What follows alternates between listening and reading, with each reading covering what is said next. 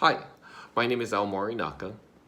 First of all, let me thank you for selecting this video. It shows that you are interested in helping your student and or the program. Thank you. I also must mention that this video is not an official guidebook for music boosters. It is simply my experience while being a music booster officer these past 8 to 9 years. And that is as of this taping. So you should double check with your music director or booster officers should their requirements or verbiage be different. The first question that parents usually ask me, and is probably the reason why you click this video, is how can I help? Well, my answer to this is find the time to be a music booster. The next question is, well, why do we need music boosters? And that is a good question. The school provides support for so many different things, but as we all know, they cannot provide for everything, which is not a knock on them. It's just reality. The boosters help with items such as printer costs, bus and van rentals, music for performances, cleaning and paper goods supplies, instrument repairs, and sometimes at times venue rental. They do a lot. Also, boosters manage and provide manpower for events, fundraisers, concerts, concert practices, parent chaperoning on trips, food distributions, any event that requires volunteers. Boosters do a lot of work. Okay. Well, how can I be a booster? Let me first say that you're not going to make a career of this, but there are 3 ways that you can help with the boosters. One is be a booster officer. The other one is be an executive volunteer or an event planner. What are booster officers? Well, they include president, vice president, secretary, treasurer, which is probably the hardest duty, and directors. They are the idea and decision makers. They get together usually around once a month to decide on what and how funds are used. They are the ones with voting privileges and are also very important to keeping the boosters' nonprofit status in good standing. A very, very important group of volunteers and also very necessary. So please, if you have the time and the ability, please consider taking a position. The next group I personally call the executive volunteers. Although they do not have voting privileges, they are very important to running the boosters.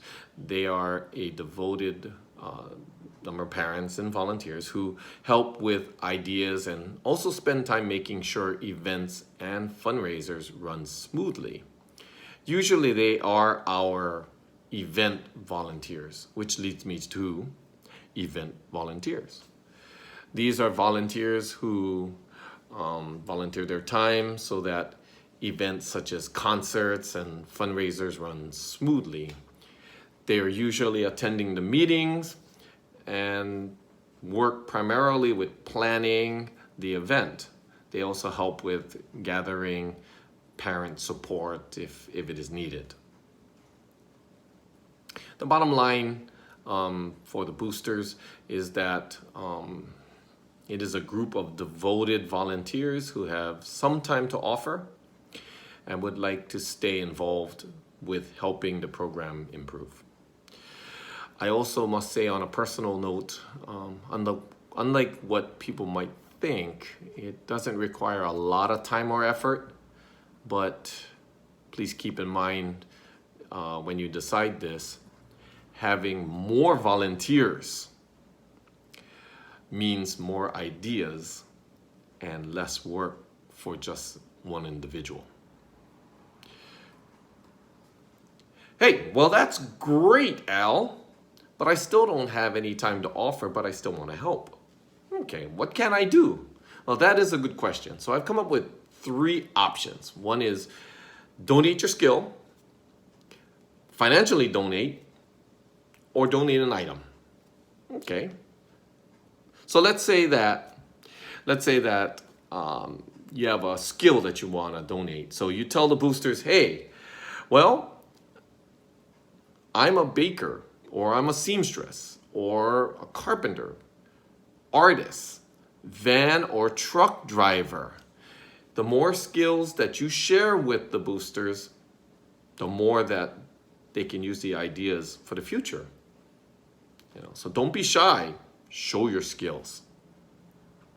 How about a financial donation? All I have to say is one thing: 501c3 nonprofit. We have many ways of getting your monetary donation, so please let the booster team or the director know.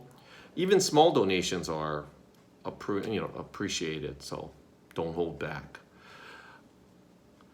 And also, the last thing that I was mentioning is donating items, and that comes in two phases as well. One is probably a little known donation, one where you take a uniform that you've already used and you're not planning to use it in the future, but you want to donate it back to the band program. So you take your polo shirt or you get your bibber or something like that and you donate it back to the band program, and they can give it to someone who may not be able to afford brand new items. So those are one thing that you can do. The other one is donating water, plates, food items and such, but that usually comes with an event, which kind of leads me to how do I communicate with the band program and the boosters.